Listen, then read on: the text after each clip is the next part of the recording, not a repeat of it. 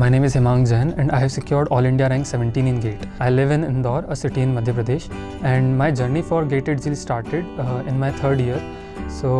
मैं सबसे पहले कोचिंग पे गया था इंक्वायरी करने, तो वहाँ पे मुझे राजेश सर मिले थे और उन्होंने काफ़ी अच्छे से पूरा एक्सप्लेन करा था कि यहाँ का प्रोसीजर क्या रहता है। और मुझे वो काफ़ी अच्छा लगा था कि यहाँ का जो पूरा शेड्यूल रहता है उसमें 2-3 टाइम्स टॉपिक्स कवर हो जाते हैं एंड सारे टॉपिक्स 2-3 टाइम्स कवर हो जाते हैं। सो आई वॉज क्वाइट पॉजिटिव कि हाँ, ये सही जगह रहेगी मेरे लिए।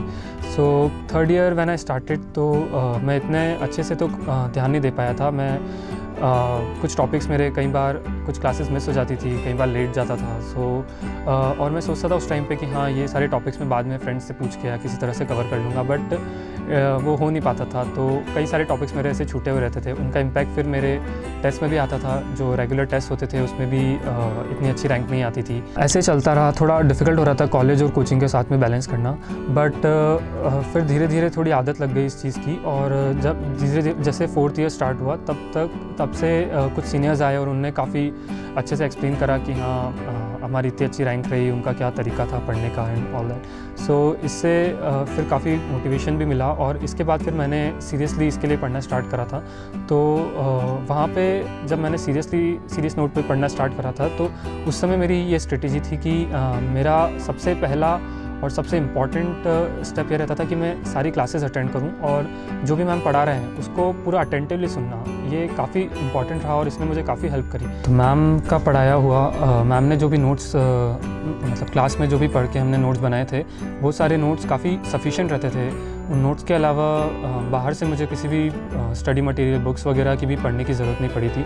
नोट्स को ही बार बार हम रिवाइज़ करते रहते थे और उससे काफ़ी डेप्थ में हमें उस टॉपिक के बारे में नॉलेज मिल जाता था। फिर और अच्छे से उस टॉपिक को अगर समझना रहता है, मतलब और अच्छे से उस टॉपिक को पढ़ने के लिए हम मॉड्यूल्स सॉल्व करते थे और हर टॉपिक की कम से कम 1 या 2 ईयर्स की मॉड्यूल मिल जाती थी हमें। तो उन मॉड्यूल्स को थरोली सॉल्व करते थे। उन मॉड्यूल्स को सॉल्व करने से ये फ़ायदा मिल जाता था कि इन डेप्थ टॉपिक के बारे में हमें नॉलेज मिल जाता था। जो डाउट्स हमें क्लास में सिर्फ पढ़ के या नोट्स भी रिवाइज़ करके नहीं आते हैं, वो डाउट्स भी हमें सॉल्व करने से, क्वेश्चन सॉल्व करने से आ जाते थे। तो उन क्वेश्चंस को अच्छे से सॉल्व करना और फिर जो डाउट्स आए हैं उन डाउट्स को क्लियर करने से इन टॉपिक्स की काफ़ी अच्छी अंडरस्टैंडिंग हो जाती थी। ये पॉसिबल रहा क्योंकि वहाँ पे डाउट सॉल्विंग की काफ़ी अच्छी फैकल्टी थी।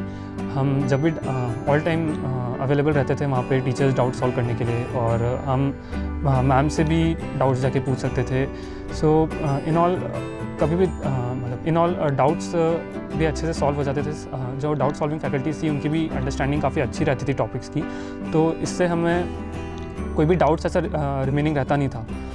तो ये सारे मॉड्यूल सॉल्व करना, और उसके बाद में फिर जो टेस्ट होते थे, फिर हम इसके अलावा टेस्ट देते थे जो कि रेगुलरली टॉपिक्स जब पढ़ाते थे उनके बीच में होते रहते थे, या फिर जब कंप्लीट हो जाता था हमारा टॉपिक उसके बाद में टेस्ट होते थे।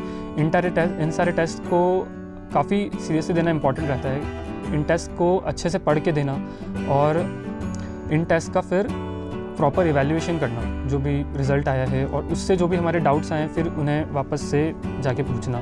तो ये पूरी स्टेप रहती थी मेरी हर टॉपिक को अच्छे से रिवाइज़ करने की, अच्छे से अंडरस्टैंडिंग लेने की उस टॉपिक के रेस्पेक्ट में। और यही चीज़ मैंने हर टॉपिक के लिए करी थी। और हर टॉपिक के अपने अपने अलग चैलेंजेस रहते हैं और उनसे कुछ नया अलग सीखने को मिलता है। तो इस प्रोसेस को करते करते मुझे काफ़ी अच्छे से हर टॉपिक के अपने चैलेंजेस जो आते थे उनको मैं अच्छे से टैकल कर पाया और अच्छे से हर टॉपिक की मैंने अंडरस्टैंडिंग अचीव कर ली थी।